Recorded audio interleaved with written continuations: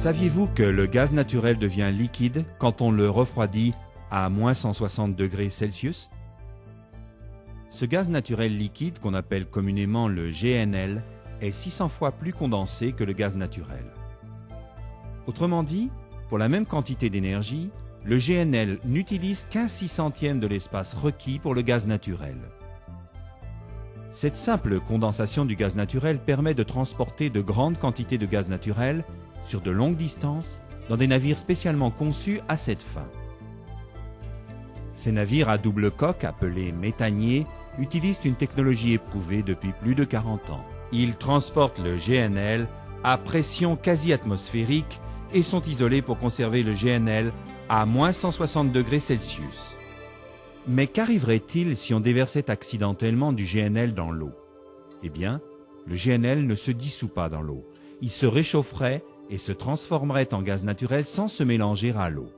Il s'évaporerait complètement sans laisser de traces et donc sans conséquence ni sur la qualité de l'eau, ni sur la faune ou la flore qui y habite.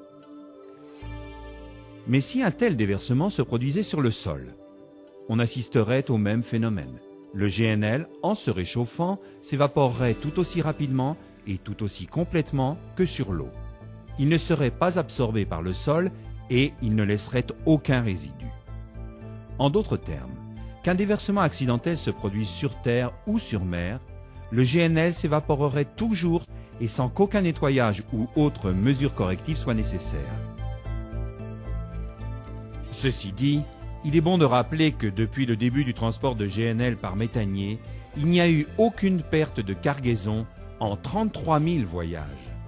En vérité, le gaz naturel, une fois liquéfié, peut être transporté de la façon la plus sûre et la plus écologique qui soit. Il est sans odeur et sans couleur. Il n'est pas corrosif, il n'est pas toxique non plus. Et contrairement à ce qu'on pourrait penser, le GNL lui-même n'est pas inflammable. De fait, on peut tremper une cigarette allumée dans le GNL et l'y éteindre parfaitement. Bien sûr, en s'évaporant, le GNL, qui redevient alors du gaz naturel, s'enflamme si on le place tout près d'une source d'allumage. Et la combustion de gaz naturel est propre. Elle dégage du dioxyde de carbone et de la vapeur d'eau, exactement comme quand on l'utilise pour se chauffer ou pour la cuisine. Le GNL est utilisé dans de nombreux pays dans le monde. Une fois transporté par bateau et déchargé au terminal, il est entreposé dans des réservoirs le conservant en température froide à pression quasi atmosphérique. Alors, le GNL n'a plus qu'à être réchauffé selon les besoins pour redevenir du gaz naturel, l'énergie fossile la plus propre et la plus écologique.